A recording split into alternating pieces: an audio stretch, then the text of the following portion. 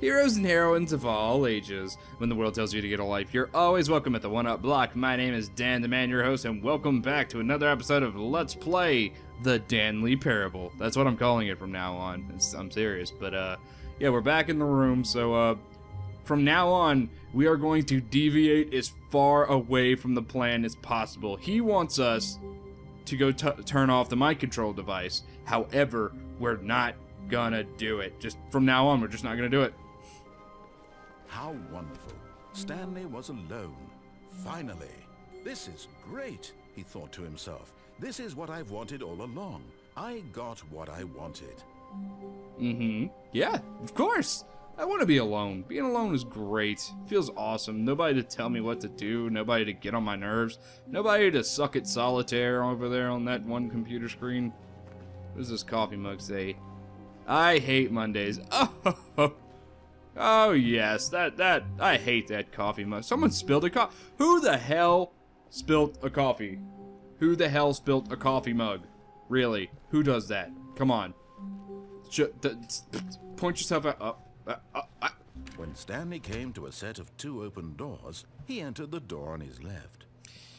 Yes, he did. Let's go. Let us go. We're going. We're still kind of. We have to follow him sometimes because he's gonna lead us to places that to deteriorate, to get away from the story. We do also have to kind of follow him a little bit. So. Yet there was not a single person here either. Feeling a wave of disbelief, Stanley decided to go up to his boss's office, hoping he might find an answer there. Yes, but this broom closet looks absolutely fantastic. I'm gonna go in here, Mr. Narrator. I hope you're okay with this. Mr. Narrator, going in here. What's happening? Hello. Stanley stepped into the broom closet, but there was nothing here, so he turned around and got back on track. Oh, I didn't. Shuts over behind me. What now? Now, bitch. What you got? You wanna go? There was nothing here. No choice to make, no path to follow. Just an empty broom closet. No reason to still be here. You're right. It's still pretty nice though, right? This is a nice little. If I could live in here like Harry Potter, It was baffling that Stanley was still just sitting in the broom closet. He wasn't even doing anything. At least if there was something to interact with, he'd be justified in some way. As it is, he's literally just standing there doing sweet FA. I'm having a monologue, you douche. If I could live in here like Harry Potter, I totally would. Are you really still in the broom closet? Yes. Standing around doing nothing? Yes. Why? Please offer me some explanation here. I'm genuinely confused. I'm Harry Potter. That's what's going on right now, brah. I'm Harry Potter. Get over it. What about? You do realize there's no choice or anything in here, right? Shh. If I'd said Stanley walked past the broom closet, at least you would have had a reason for exploring it to find out. But it didn't even occur to me because literally this closet is of absolutely no significance to the story whatsoever. I never would have thought to mention it. But this broom and this mop bucket and these cardboard boxes with details. Maybe to you, this is somehow its own branching path. Maybe when you go talk about this with your friend, you'll say, "Oh, did you get the broom closet ending? The broom closet ending was my favorite." I hope your friends find this concerning. Hey, my friend told me this ending was awesome. And if Stanley was fat and ugly and really, really stupid. Hey! He probably only got the job because of a family connection. That's how stupid he is. That or with drug money. Also, Stanley is addicted to drugs and hookers. Yes, I am, but how did you know that? What the hell? Well, I've come to a very definite conclusion about what's going on right now. You're dead. Oh. You got to this broom closet, explored it a bit, and were just about to leave because there's nothing here, when a physical malady of some sort shut down your central nervous system and you collapsed on the keyboard. Oh. Well, in a situation like this, the responsible thing is to alert someone nearby so as to ensure that your body is taken care of before it begins to decompose. Hello? Anyone who happens to be nearby? The person at this computer is dead. He or she has fallen prey to any number of your countless human physiological vulnerabilities. It's indicative of the long-term sustainability of your species. Please remove their corpse from the area and instruct another human to take their place at the computer, making sure they understand basic first-person video game mechanics and filling them in on the history of narrative tropes in video gaming, so that the irony and insightful commentary of this game is not lost on them. Hey! All right. When you've done that, just step out into the hallway. Okay. I'm not leaving this broom closet, sir. I will win. I don't know what I'm gonna win, but it's gonna be awesome. I wanna touch this broom. I wanna touch this mop bucket. Is this it? This can't be it. There has to be something else, right? If I just stay in here longer, he will get super mad at me because I love pissing off the narrator. Miss Narrator. British guy. British guy. How you doing? Hey. Still in the, if I open the door, I shut it? Anything? Hello? I'm still here. I'm still here. Seriously, is there an ending here? Or is that, hold on, my ear itches. Is this an ending, or, I mean, is it just like commentary? I guess it might just be commentary. Maybe if I walk out. Ah, second player. It's good to have you on board. Uh-huh. I guarantee you can't do any worse than the person who came before you. You too? Unbelievable. I'm at the mercy of an entire species of invalids. Perhaps there's a monkey nearby you can hand the controls to. A fish? Fungus? Look, you can hammer out the details. I'm not particularly picky. I'll just be waiting for when you're ready to pick up the story again. I'll give the controller to my PS3. PS3, play this game for us. Alright, bruh. So how do I do this? Do I just move the mouse and then we go outside? Commentary? Hello? Going back in. I'm going in.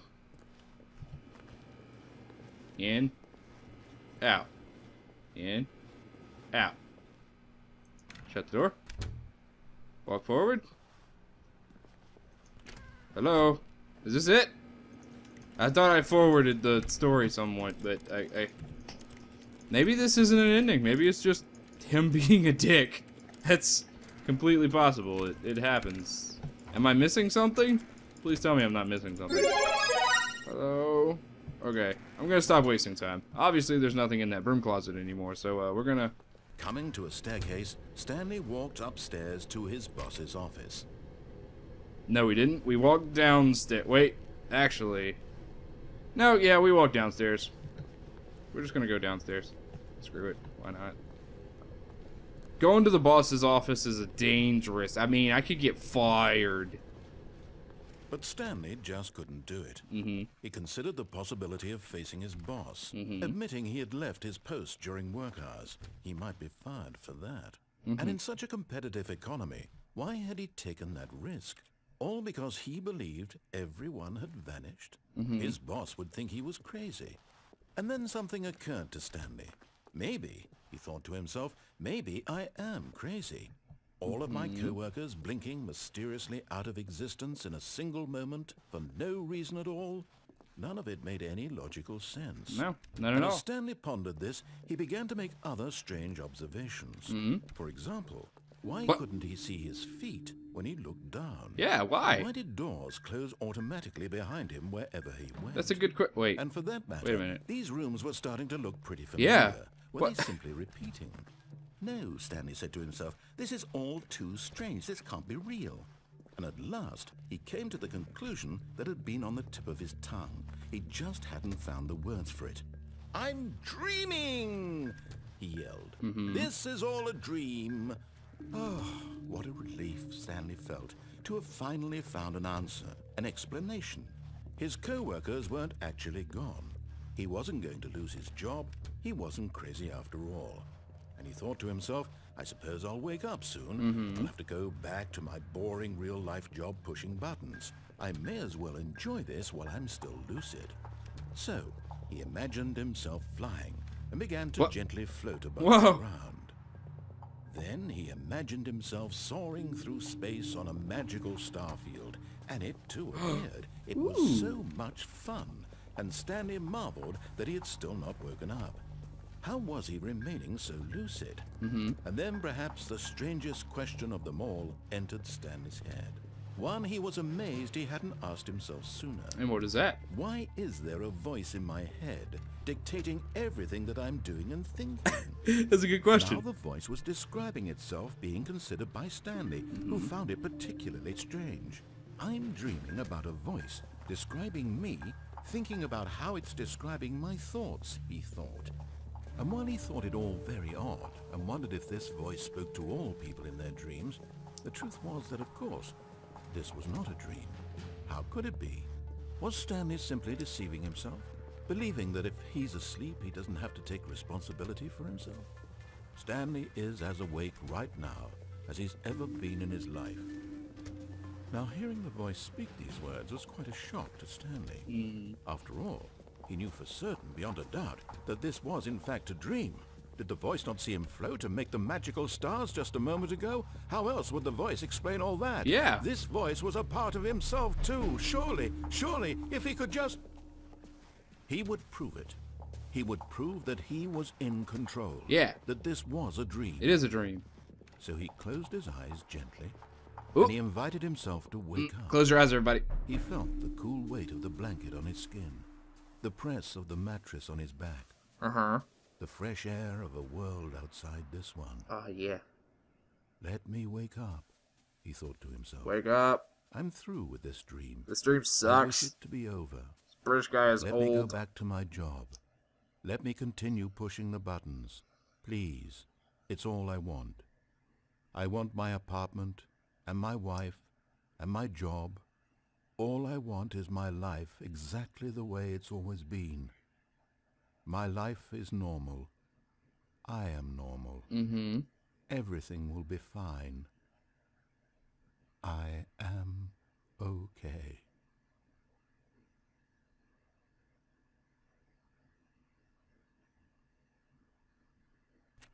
Stanley began screaming. Please, someone, wake me up. My name is Stanley. I have a boss. I have an office. I am real. Please, just someone tell me I am real. Oh, I must dear. be real. I must be. Can anyone hear my voice? Who am I? Who am I? And everything went black. What?